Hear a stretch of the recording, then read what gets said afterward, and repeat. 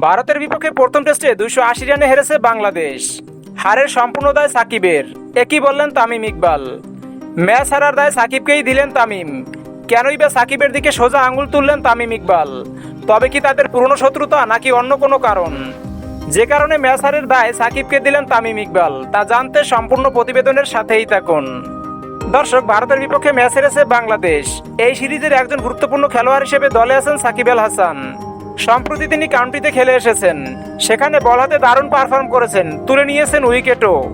সবার প্রত্যাশা ছিল সাকিব তার অভিজ্ঞতা হয়তো ভারতের বিপক্ষে খুব ভালোভাবে কাজে লাগাতে পারবেন, কিন্তু তা তো হলোই না, করলো সকলকেই হতাশ।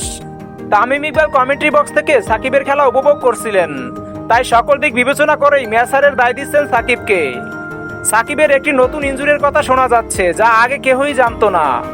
সাকিবের হাতের আঙুলে নাকি ইনজুরি আছে, তার বল করার সময় সঠিকভাবে বল গ্রিপ করতে পারছেন না। তামিম ইকবাল এ কারণে সাকিবকে উদ্দেশ্য করে বলেন, তাহলে তিনি কাউন্টিতে এত ভালো করলো কিভাবে? সাকিব ভারতের বিপক্ষে বল হাতে কিংবা ব্যাট হাতে কিছুই করতে পারেননি দলের জন্য। দলের গুরুত্বপূর্ণ সময়ে নিজের অভিজ্ঞতা কাজে লাগাতে না পারায় ভারতের বিপক্ষে প্রথম টেস্টে হারের জন্য সাকিবকেই ধরছেন তামিম। যদিও অন্যরাও দায়িত্বহীন ব্যাটিং করেছে, লিটন, মিরাজ আরও অনেকেই।